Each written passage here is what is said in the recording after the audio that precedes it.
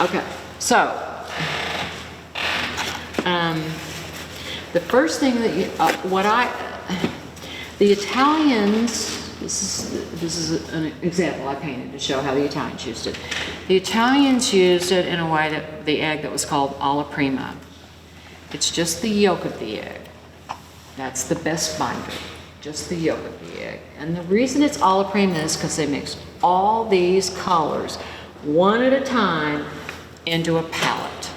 There's some beautiful porcelain palettes from Florence over there. You can see mine's plastic because I don't want to drop a porcelain palette that costs $80, and you know, I mean, it's made perfectly to suit egg tempera. But these plastic palettes are pretty good. And these are so old. You can see how long I've been using these palettes. Look at the plastic. I mean, I've had this palette probably 30 years. They don't make these anymore. I'm saying I've never seen it. Oh man, this used to have a sponge on it. And all you had to do was, when you made it, you just close it like this and put it in the refrigerator and your paint would last for a couple of days. Well, the sponge nonsense dissolved, but all right. So,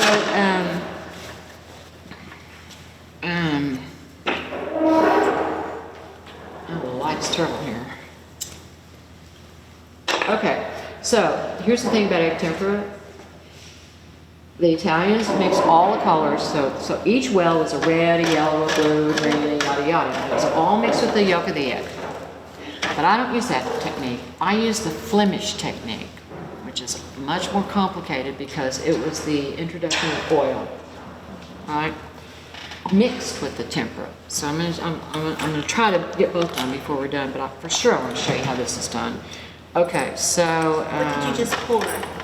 water. Here's the thing about the egg, oil. It is an oil paint. The first oil paint is made with an egg that thins with water. Did you get that? An oil paint that thins with water. It's because of the incredible egg.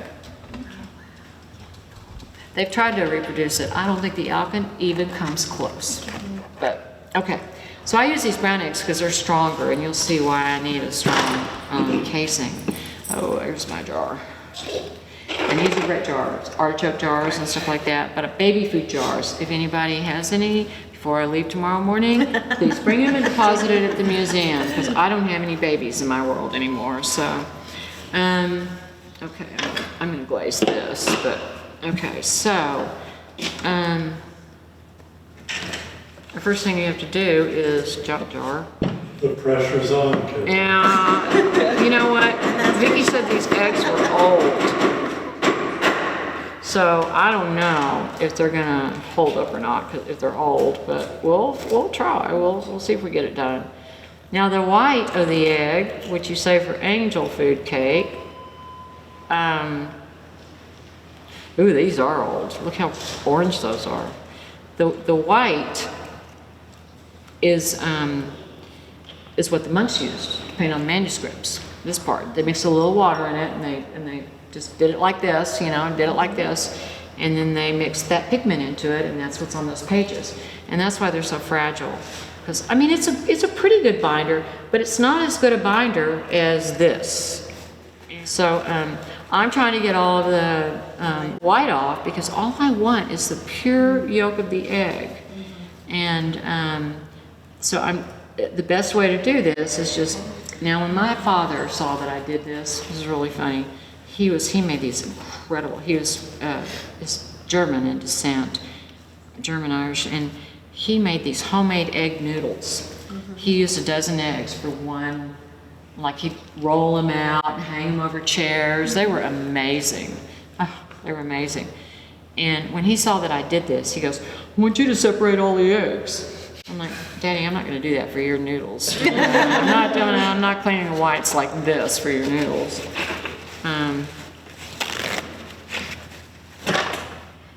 So why don't you want any of the egg white to get mixed in? It creates a blub in the paint. It's a slimy blub in the paint. Gross. You want pure pigment, you know. And the tempera itself, the egg tempera itself thins with water. So, and you can see there's already like where the chick was right there, that makes a blob too, but I'm gonna get it before I make this tempera paint. So here we go. I think I'm ready.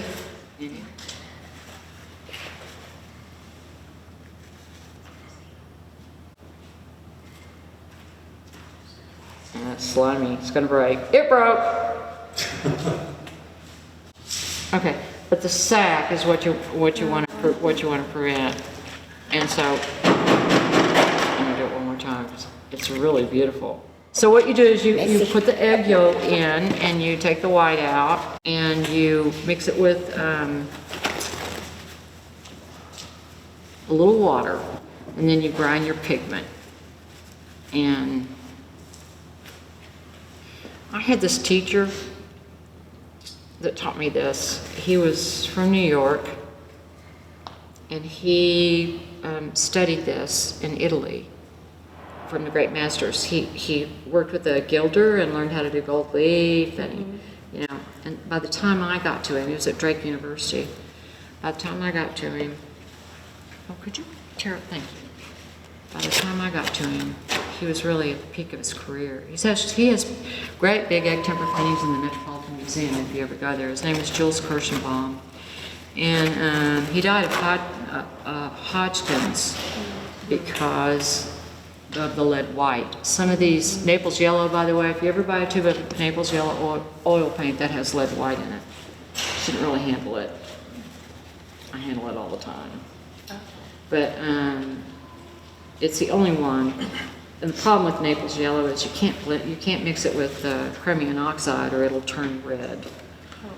It oxidizes, so because it's got the lead white in it. Here's what happens if you use like duck eggs or something like that, or quail eggs. Your pigment just balls up. It just won't blend in. So the thing is, what I'm trying to do is I'm trying to eliminate, the yolk is surrounded by a sac.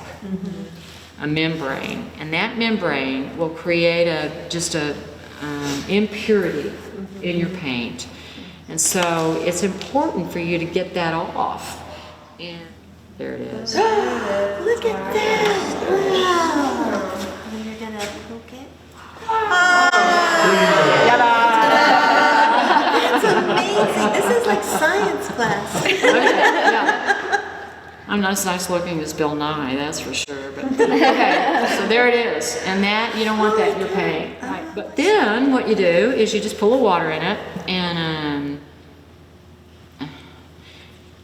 these containers are really great because you've got control over how much water you can use. Okay, so there it's just the yolk of the egg without the sac on it, and I put in about it's 2 eggs. I could paint for 4 days with this. And I mix a little water in it. It's kind of viscous, you know, it's kind of snotty and viscous, and you want to be able to mix the pigment into it. So, I'm like my son. I do not clean up my mess when I'm working. Anyway, all right, here comes the pigment. What do you want? Do you want the ultramarine at $125 an ounce? Or do you want the red? Okay, this is how I paint. I only mix the black. I don't use any other color. I do not use the Italian method. I use the Flemish method. So every single one of these panel paintings is completely underpainted, totally modeled and cross-hatched with just the black. Really? It's like ink. Okay. All right, here we go. So, but I mix the black. And so I paint all of my paintings, they're underpainted like this in black. They're all underpainted like this in black and white. They're all modeled. This isn't mine. A painting colleague of mine who is a wonderful guy from Russia, a graphic designer, they came over to my house and I was showing him the tempera, and he sat down. I'm going to give you a chance. I got brushes, so I'm going to give you a chance to play with it. And he sat down. And I said, Eric, do something. So he started painting this. He paints these little figures, and he's a graphic designer. So now I'm using it for demonstration to show the different size of brush strokes. Wow. But you have to put it on. This tempera can only go on the same way that you use a pencil. Stroke after stroke after stroke. And this is a 000 brush. Okay, so you just put this, I use Italian marble as a palette to mix on. This is our palette today for oil. And you just put the color on. I store it in these little glass jars. If you store it in plastic, static electricity will kill you. I'm trying to get it out the right amount. Okay, and then the egg is mixed with a little bit of water. Goes into the pigment. Let's make a little well. Goes into the pigment. So you need to just get it so that it's gonna Be less viscous. yeah. Okay. There's that goo from that egg. See that? That's that first egg that didn't hold right. There it is. Yeah, less like, I have to say, maybe it's a bit more like. It's about equal amounts, I would say. And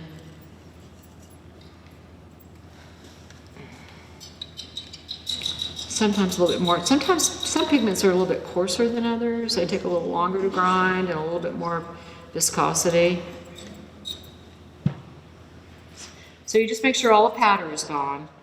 Do you mix your own oil paint too?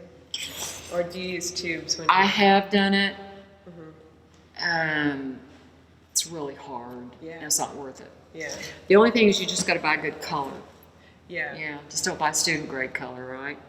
I mean, Well, there's also like some of those powders are more poisonous than others. yeah, some are. You got it, and there's in the route. This handbook right there will tell you what's poisonous and what's not, right? So, okay, so, and then what I do is here are brushes for you to do it. And again, this is the Italian method. So all of these colors were mixed individually, right, and applied individually. This is my clay palette. I always show it. I stroke it on this, and I'm starting to make a little abstract. You should work on this one a little bit, right? Okay. But I wanted to show you, I taught an egg-tempera class when I was at, it was Utah State or Nevada, Reno, I can't remember what. But this student had to leave early. And we didn't have time to make panels, so we painted on paper. Oh yeah. So you could stretch paper and use this tempera on paint. And this is, she just started glazing, but you see the strokes that she had? And so once you stretch your paper, she used masking tape, that's the wrong tape, but it worked because she didn't put a lot of water on it. And she was just stroking it on and glazing and stroking and glazing and stroking. And here's the thing about the reason for doing that. What happens is you divide the drawing from the color. The drawing's all one thing. It's in black and white or the white going on the color. Drawing is all in black and white. And what happens is you are suspending color between all these layers of hatched white. And what happens is, I've got a painting in there that has 20 layers of heightening. What happens is, when you go into a museum and you look at these beautiful women, these portraits of these women with those headdresses, and the lighting is just right, they become holograms. Because the light drives its way down through all those layers of paint, hits the white of the gesso, and bounces back up through all those layers of paint. And so what it's like, imagine you're in Colorado and you're looking at a river and there are pebbles below. And that beautiful blue is a blue, it's just blue, but what's below is this incredibly rounded rock. And you can see it, you could see that volume, that rock, but it's blue. And so that atmosphere and that what creates that holographic quality is suspending the black and the white between colored flat layers. That's what makes it happen. That's the Flemish methodology. All right, I'll just tell you about the whole egg, about the emulsion. The white is the emulsion, the biggest emulsion of all. It's the whole egg goes into a jar. The whole egg. While I'm talking, I'll make it. So you can at least see how it's made. So the whole egg goes into a jar.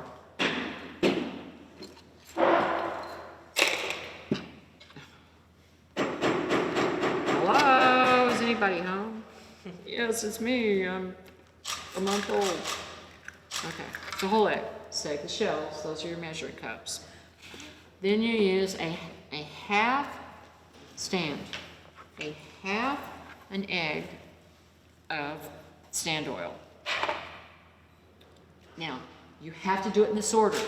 You can't do the water first. It won't emulsify if you do the water first. Oh, this is the weirdest thing. I don't know why. I've asked a chemist about this one time, and he's like, well, you know, it's just one of those weird things about nature.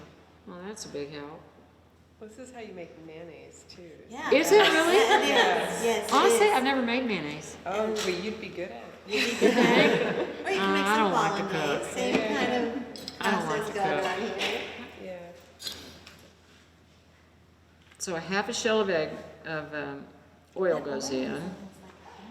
Then, and at this point, I added this part because I don't know if it's modern eggs or modern what's, but I go ahead and pierce the egg if it's not pierced at this point because it doesn't emulsify as well if you don't pierce the egg.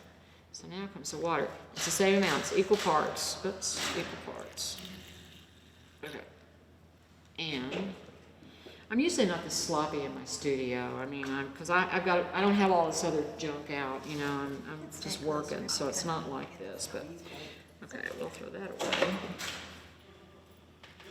And, okay, is this really how you make mayonnaise?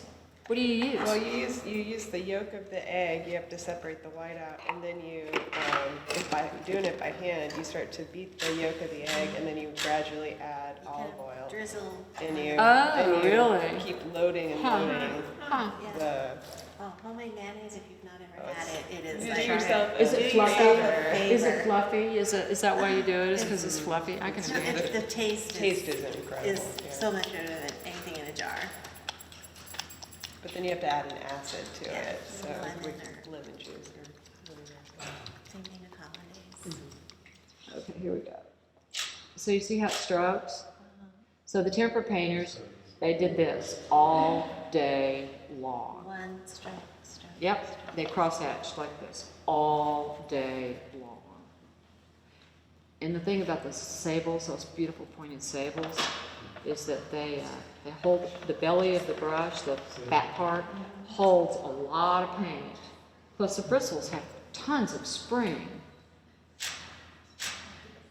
And so, and if it doesn't flow across the surface the way you want it, I just add a tiny bit more water to it, so it'll flow a little bit faster, right? And you just keep working it, and you just keep working it. So did you put the emulsion in there? Not yet. Not yet, okay. All right, now, so the emulsion goes like this. Oh, wait. You guys play with this while I make the emulsion. We'll do it. This is just regular oil painting medium. Like some of you might just use linseed oil or, you know, whatever. But I use Ralph Myers, which is very similar to what the Flemish masters used. And it's 5 to 1 to 1 is the first. And it is just, it's just 5 parts turpentine, which I'm sorry it smells so bad, but 5 parts turpentine, and it's 1 part stand, and it's 1 part Damar varnish. And Damar varnish, I've got crystals over there that they're made from. Damar varnish is, creates the shine. That's what gives the oil paint its even shine. You know, oil paint would dry in all different ways if it didn't have Damar varnish in it. So let's glaze with this. All right, I'm gonna glaze this guy, and then let's paint it. Yeah. So what they would do, let's say I just glazed this guy, this yellow ochre, with oil. You see how I'm just putting oil on here? Just putting a little oil paint on here. Now I'm gonna mix the white. Ready? And see, this is oil paint, so this won't dry for a while. And that's why it's called wet into wet. Because I'm gonna put the white on now, right on it, without it drying. And it'll all bond together. It'll all cement together this way, okay? All right, here we go. Now I'm gonna use the emulsion. Here we go. The white pigment, pure white pigment. I'm just gonna try to get it right over here because this oil paint will get in my way if I don't. But you can see I'll almost use this whole little, this is titanium white, and this whole little jar right here is about gone. It's really important to buy good materials. If you buy paint, you should at least buy Grumbacher or permanent pigments. But then there are all the imported oils, for example. They all have different, like the German oils are real oily, so they're great for glazing. They tend to be more transparent. The Italian oils tend to be more opaque, especially the umbers and the ochres, because that's where they get dirt from to make those colors. So, okay, here comes the emulsion. It's mixed the same way as the, just the yolk of the egg. It's mixed the exact same way. Okay, so here's the most common question when I've taught this or shown this before. I don't usually get this far in my demonstration. I'm glad you guys got to see it. When people ask, does it turn yellow? And no, it doesn't. I don't know why. It's white as white is I don't know why. So, this is for the heighten with white part. And here we go.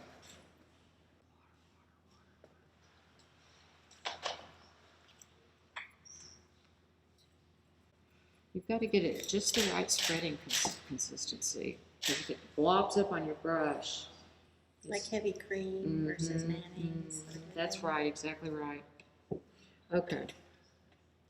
So you just come in and you just start in on the height with white. Here we go. Stroke, stroke, stroke.